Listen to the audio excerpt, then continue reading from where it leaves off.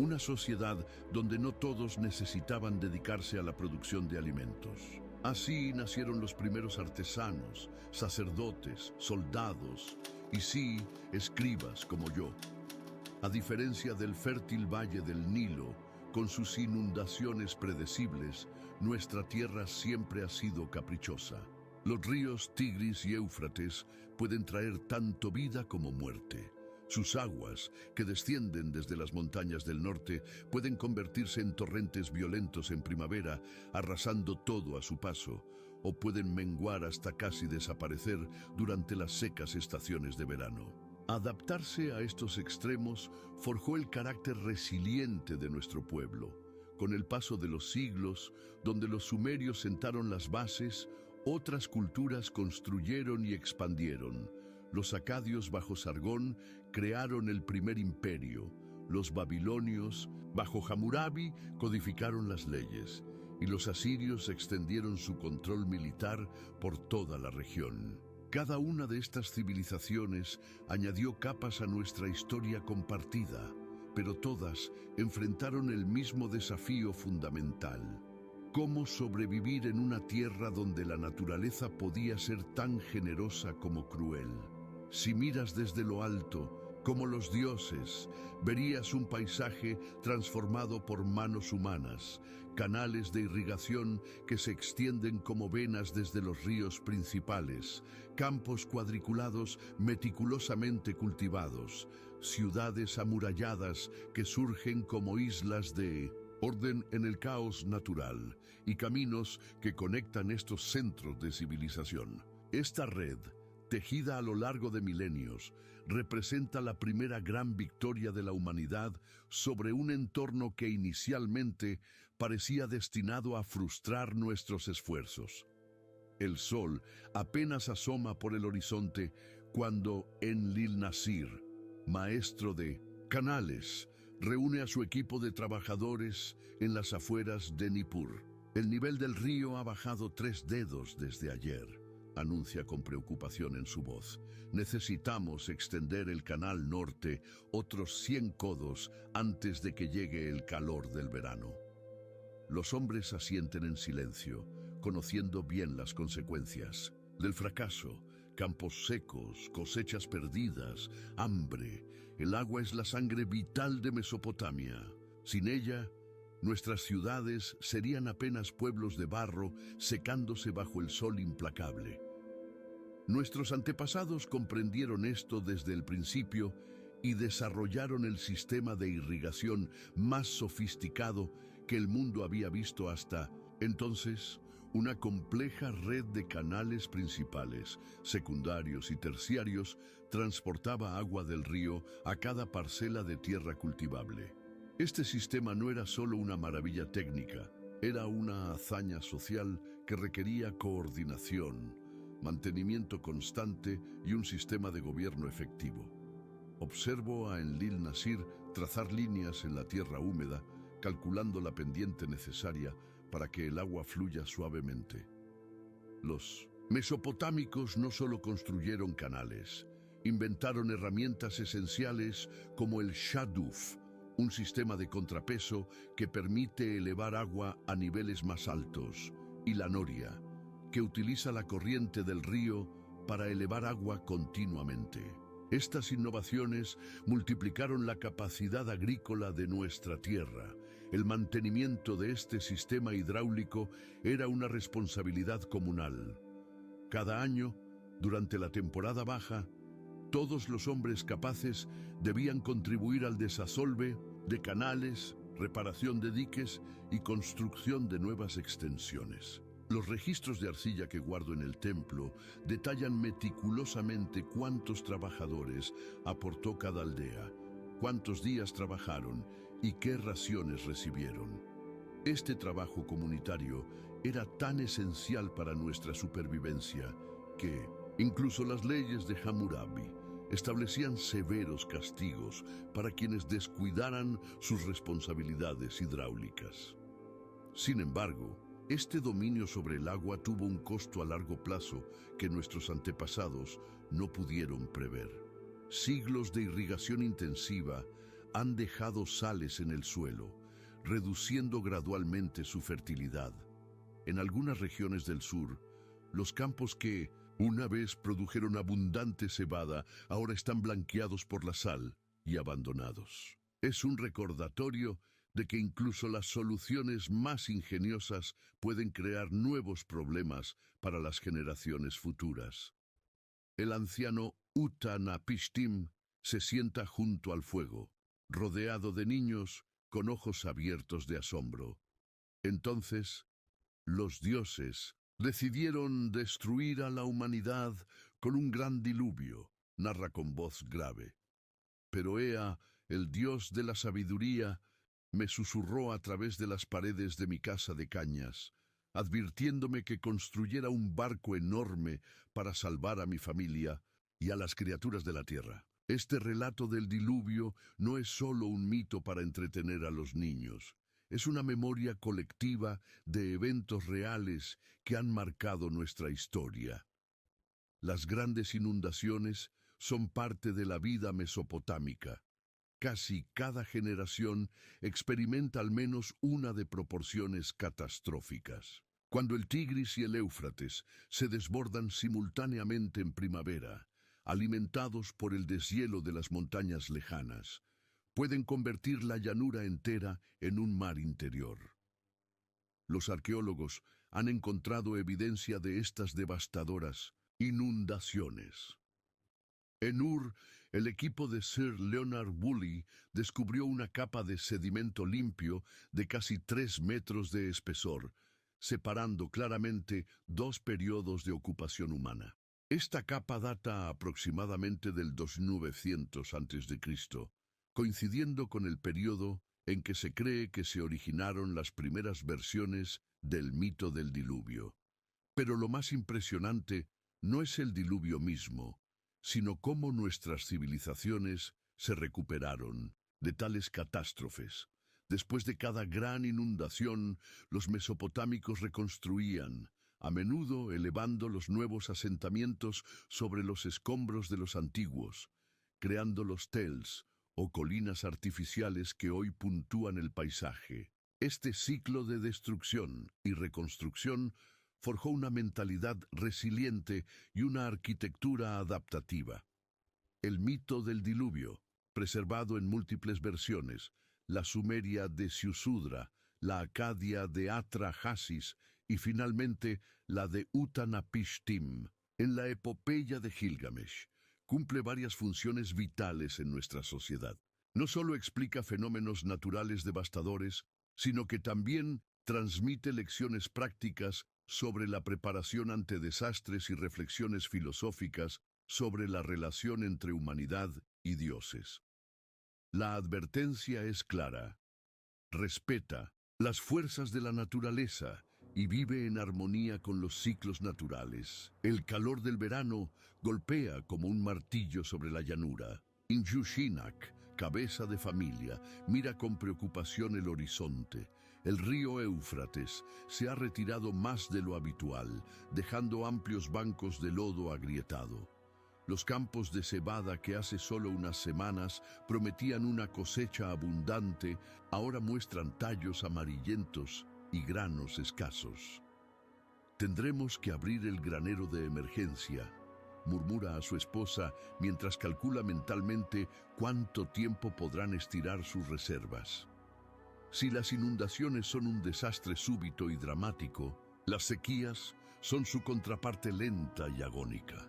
En los años en que los ríos bajan más de lo normal, o cuando la distribución de agua se ve interrumpida por conflictos entre ciudades, estado río arriba, la amenaza del hambre se cierne sobre toda la comunidad.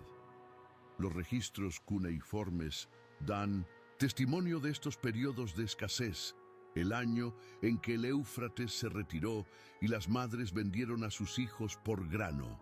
Nuestros antepasados desarrollaron múltiples estrategias para enfrentar estas crisis recurrentes. La primera y más básica fue el almacenamiento meticuloso.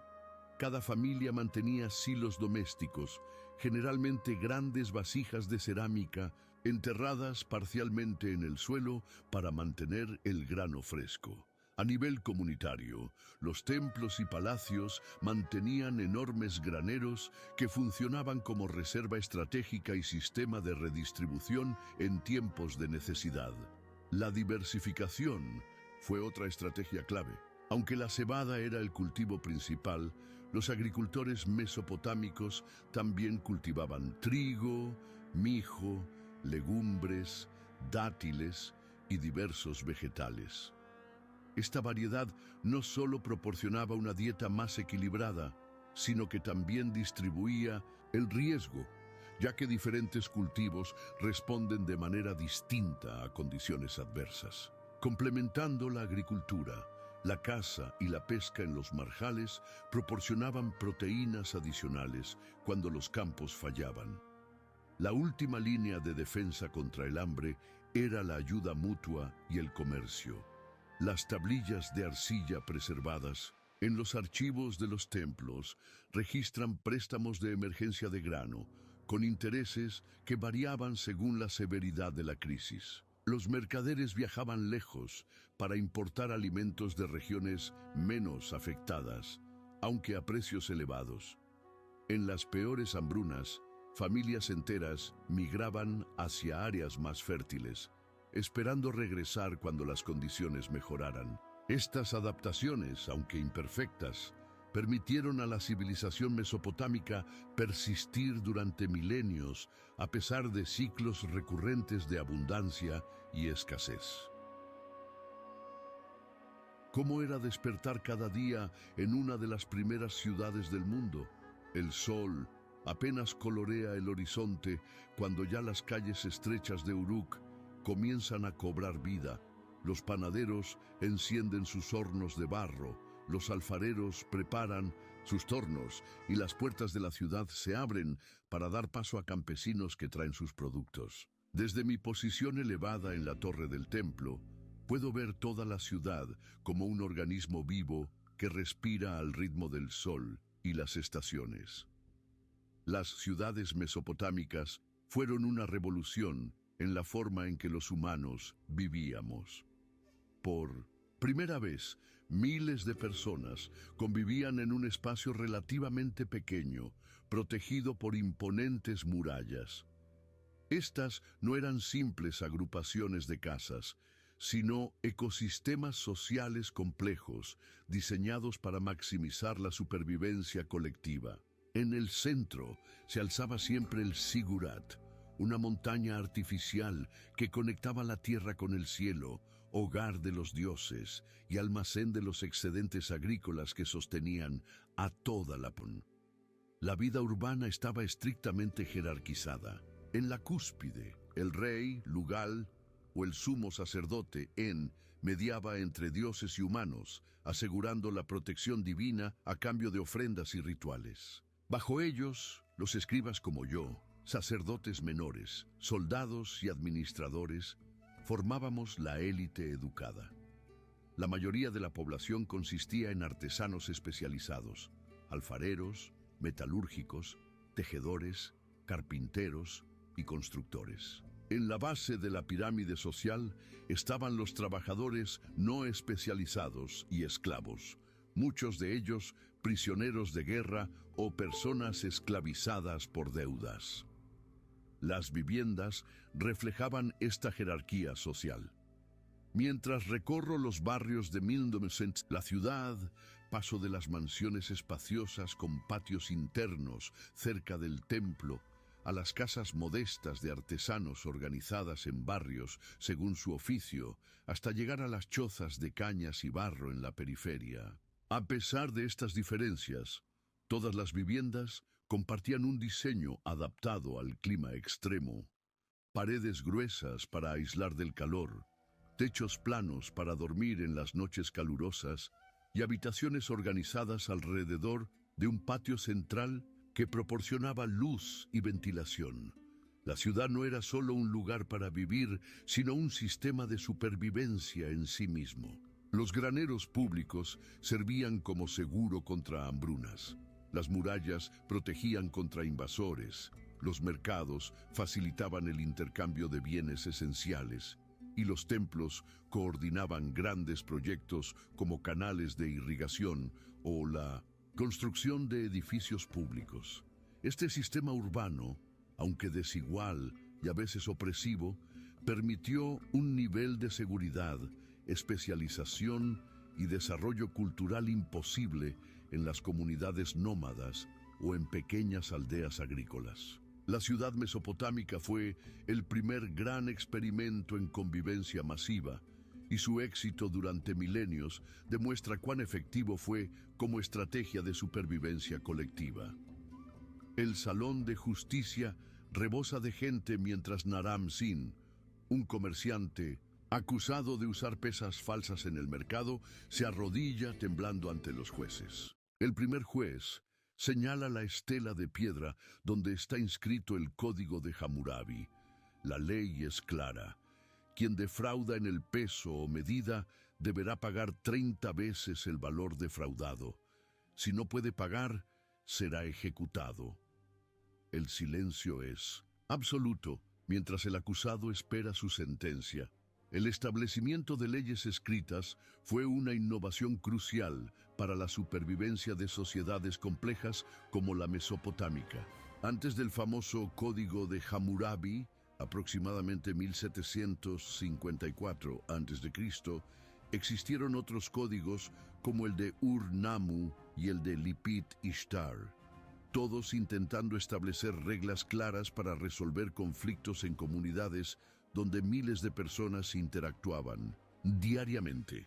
Estas leyes no eran simplemente instrumentos de control social, eran mecanismos de supervivencia que prevenían que los conflictos internos debilitaran a la comunidad frente a amenazas externas. El Código de Hammurabi, con sus 282 leyes talladas en una estela de diorita negra, se presentaba como un regalo divino. En la parte superior de la estela, Hammurabi recibe las leyes directamente del dios Shamash, legitimando así su autoridad.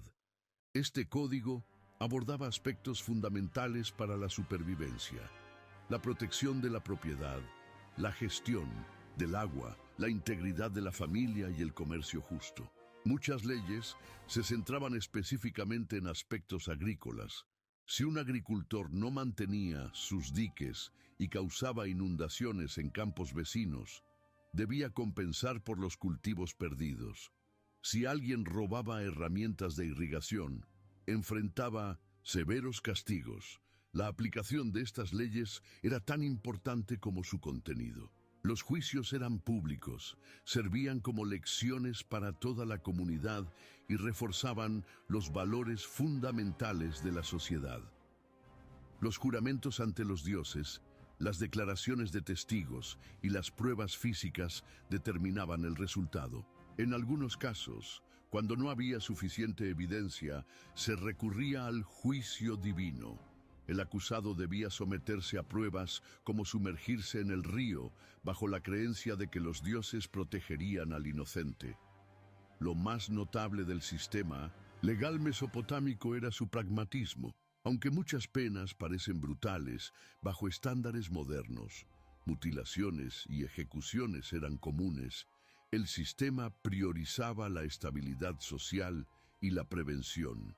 Además, ya incorporaba conceptos sorprendentemente avanzados como distintos grados de intencionalidad, circunstancias atenuantes y la documentación escrita de contratos y sentencias. Estos registros legales en tablillas de arcilla nos permiten hoy comprender cómo las primeras sociedades urbanas desarrollaron mecanismos formales para resolver conflictos, adaptándose así a los desafíos únicos de la convivencia a gran escala.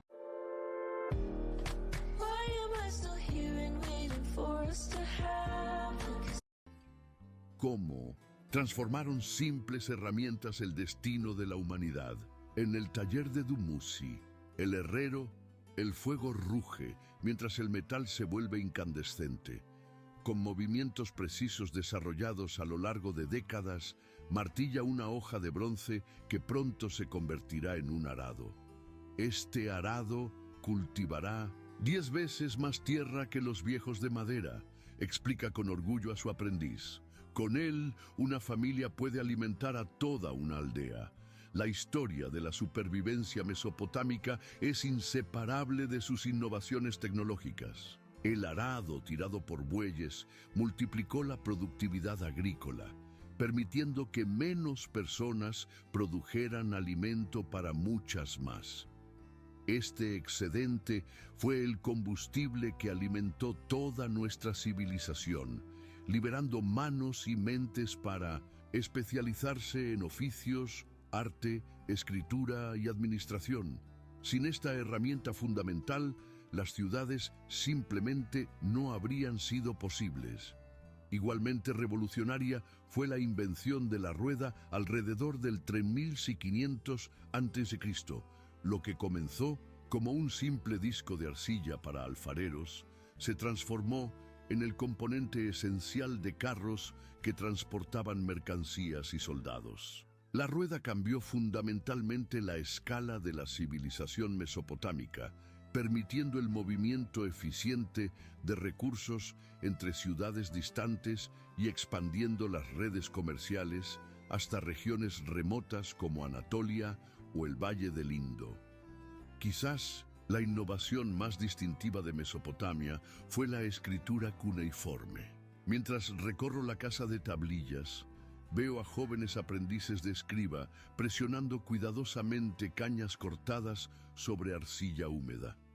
Lo que comenzó como un sistema simple para registrar transacciones comerciales evolucionó hacia una herramienta capaz de capturar el pensamiento humano en toda su complejidad. La escritura permitió algo revolucionario: la transmisión precisa de conocimiento a través del tiempo y el espacio. Gracias a ella, las técnicas agrícolas exitosas, los tratamientos médicos efectivos y los conocimientos astronómicos podían preservarse y compartirse, acelerando enormemente el desarrollo colectivo.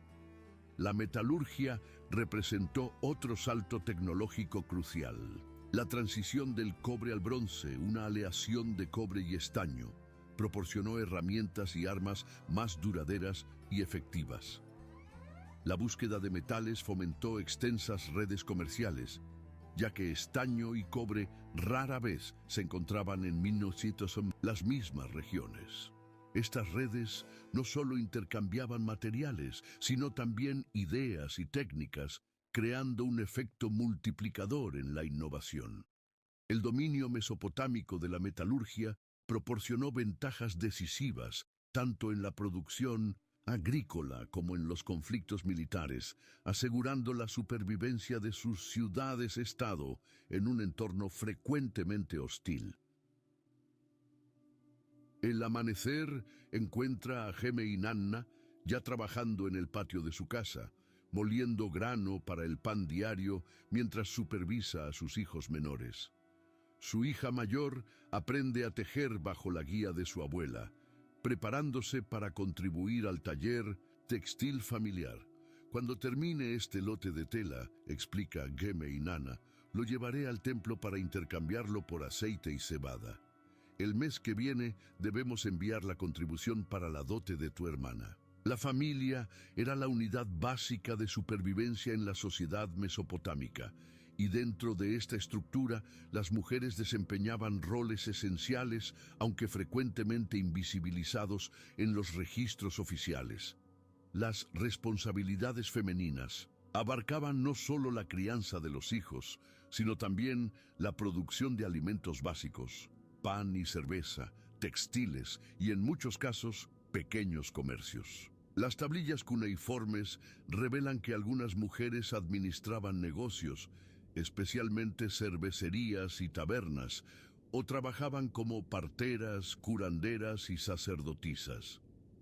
El matrimonio en Mesopotamia era primordialmente una alianza económica entre familias. Los contratos matrimoniales detallaban meticulosamente las contribuciones de ambas familias, los derechos de la esposa y las condiciones para la disolución del matrimonio. La dote que la novia aportaba permanecía como su propiedad y servía como seguro económico para ella y sus hijos en caso de viudez o divorcio. Aunque la sociedad era patriarcal, con el marido como cabeza legal de la familia, las mujeres mesopotámicas gozaban de derechos significativos, podían poseer propiedades, testificar en cortes, iniciar divorcios en casos de negligencia o crueldad y en algunos casos heredar de sus padres. La posición social de las mujeres variaba dramáticamente según su clase.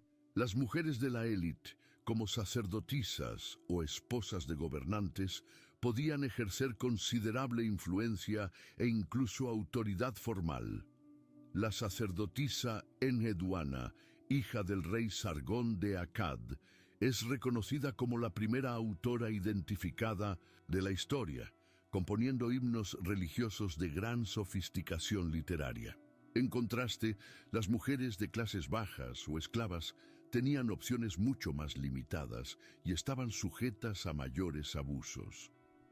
La reproducción era fundamental en una sociedad donde la alta mortalidad infantil amenazaba la continuidad familiar.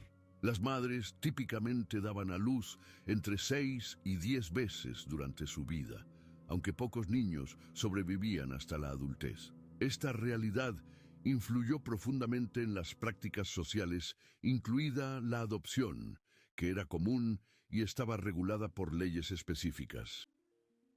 Los niños comenzaban a contribuir a la economía familiar desde temprana edad, aprendiendo oficios específicos según su género. Los niños varones a menudo seguían la profesión paterna, mientras las niñas aprendían habilidades domésticas y productivas como la textilería o la elaboración de cerveza. Las tablillas de arcilla nos muestran que, a pesar de las rígidas estructuras sociales, la realidad cotidiana de las familias mesopotámicas estaba llena de los mismos afectos, conflictos y adaptaciones que caracterizan a las familias de todas las épocas. Cartas personales revelan preocupaciones por la salud, de familiares distantes, celebraciones por nacimientos y lamentos por pérdidas. Esta dimensión emocional de la familia complementaba su función económica y social, creando redes de apoyo mutuo que aumentaban significativamente las probabilidades de supervivencia individual en un mundo frecuentemente impredecible y peligroso. ¿Cómo podían los antiguos mesopotámicos sobrevivir en una tierra donde los ríos que daban vida también podían traer destrucción en un instante? La respuesta estaba en gran parte en su profunda conexión con lo divino. El sol comenzaba a descender sobre Uruk cuando Shamash, nuestro escriba, se dirigía hacia el gran Sigurat.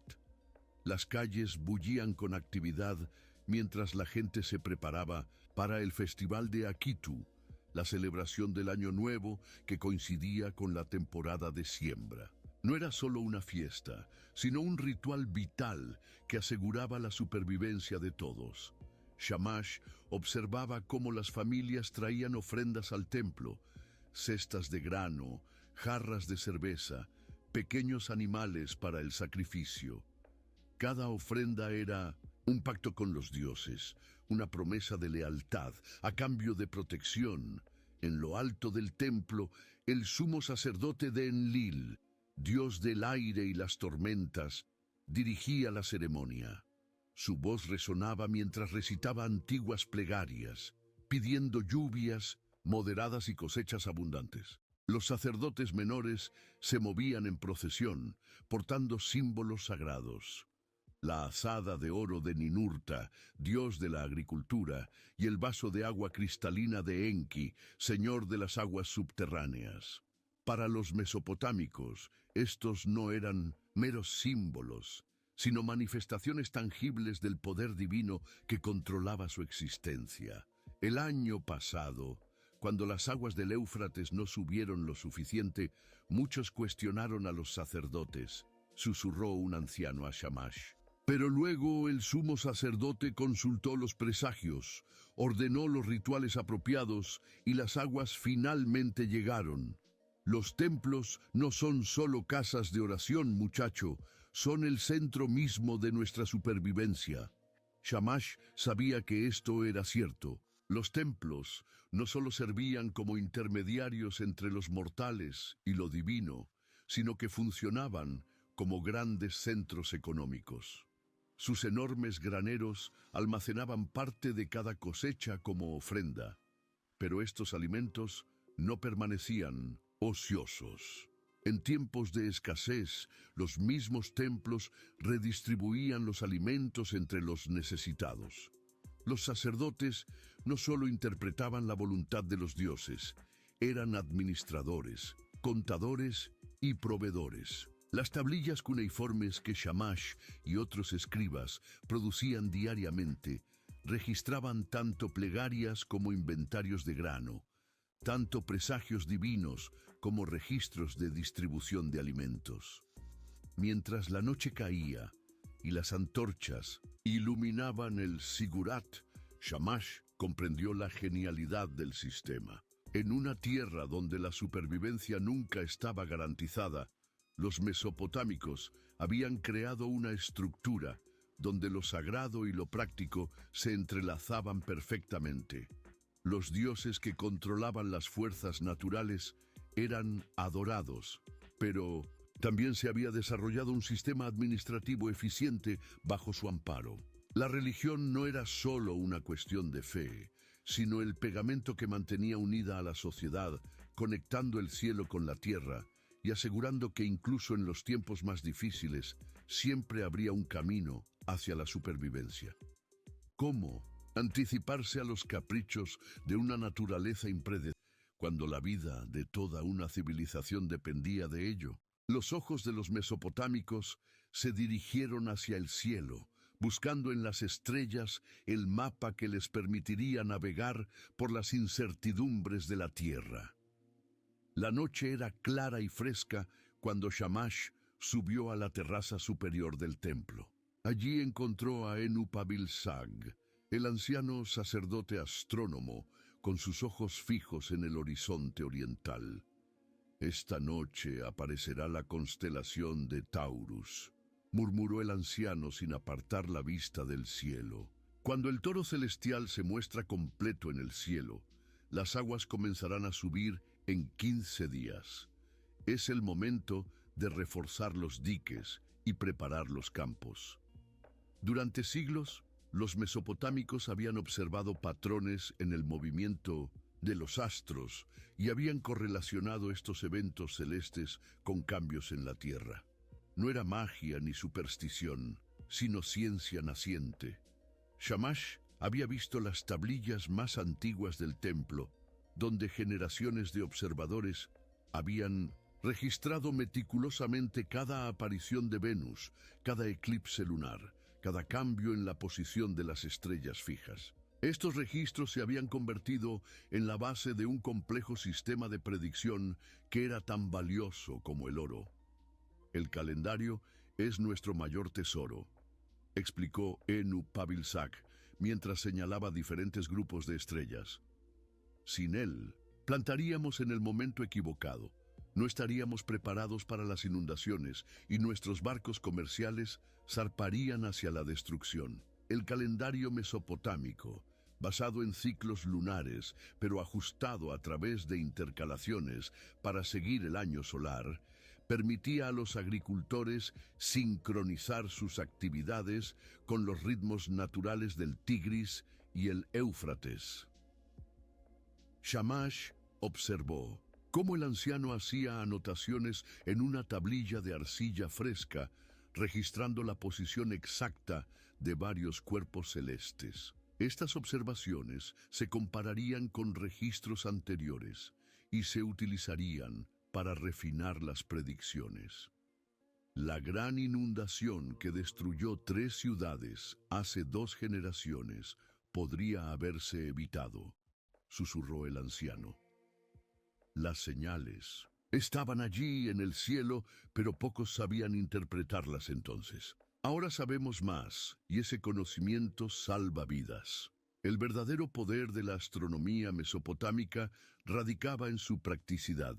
Mientras otras culturas también observaban las estrellas, los mesopotámicos habían llevado esta práctica a un nivel de precisión asombroso, desarrollando incluso instrumentos para medir ángulos y distancias celestes. No se trataba solo de predecir el futuro en términos vagos, sino de anticipar con exactitud cuándo llegarían las lluvias, cuándo crecerían los ríos y cuándo sería seguro viajar.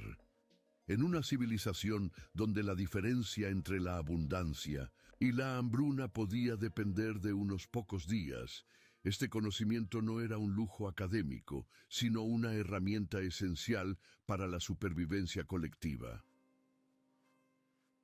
¿Qué significa ser mortal en un mundo donde la muerte puede llegar con cada inundación, cada sequía, cada invasión? Esta pregunta atormentaba incluso a los más poderosos, y ninguna historia capturaba mejor esta angustia existencial que la epopeya de Gilgamesh, el relato más antiguo de la humanidad sobre la búsqueda de sentido frente a la inevitabilidad de la muerte. El fuego crepitaba en el centro de la plaza, mientras el narrador, un anciano de voz profunda, captaba la atención de todos los presentes. Shamash se sentó entre la multitud, aunque conocía cada palabra de la historia que estaba a punto de escuchar. Era la historia de Gilgamesh, el rey que había gobernado Uruk siglos atrás, un hombre 2/3 dios y 1/3 humano, cuya fuerza era legendaria, pero cuyo mayor enemigo resultó ser su propia mortalidad. Gilgamesh construyó nuestras murallas, altas como montañas, declamaba el narrador, señalando las imponentes fortificaciones que rodeaban la ciudad. Dominó a las bestias salvajes y desafió a los dioses, pero fue solo cuando encontró a Sinto, Enkidu, formado del barro y la saliva divina, cuando encontró un igual, un amigo.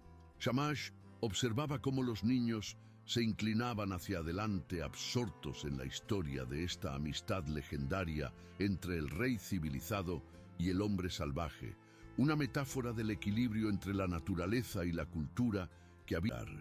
La voz del narrador se volvió sombría al relatar la muerte de Enkidu, castigado por los dioses, y Gilgamesh lloró por 7 días y 7 noches, hasta que los gusanos comenzaron a caer de la nariz de su amigo.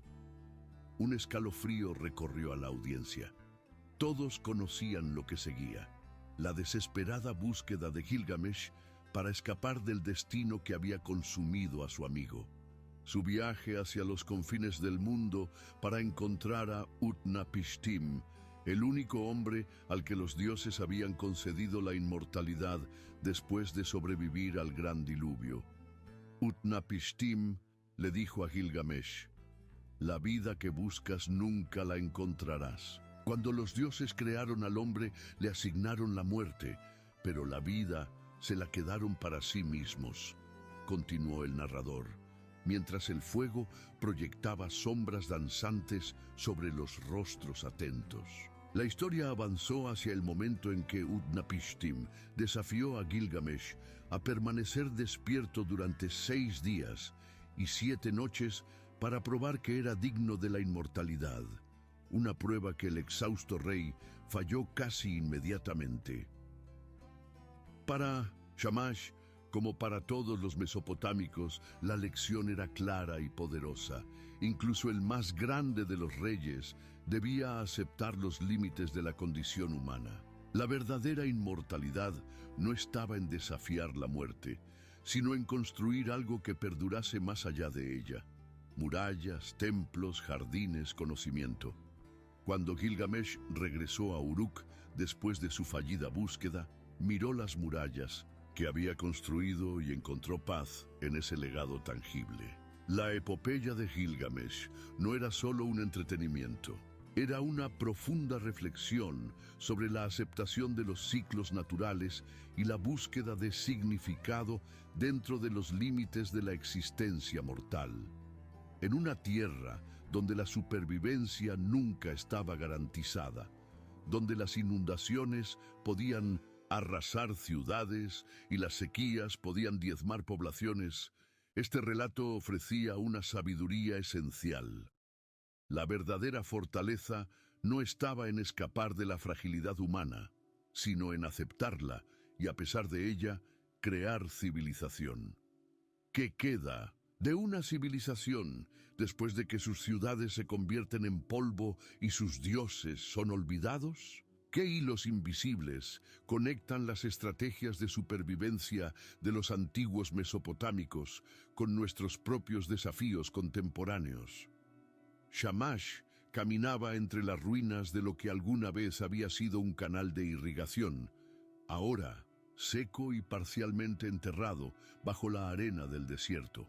A su alrededor, arqueólogos de tierras lejanas medían, fotografiaban y catalogaban cada fragmento de ladrillo, cada trozo de cerámica.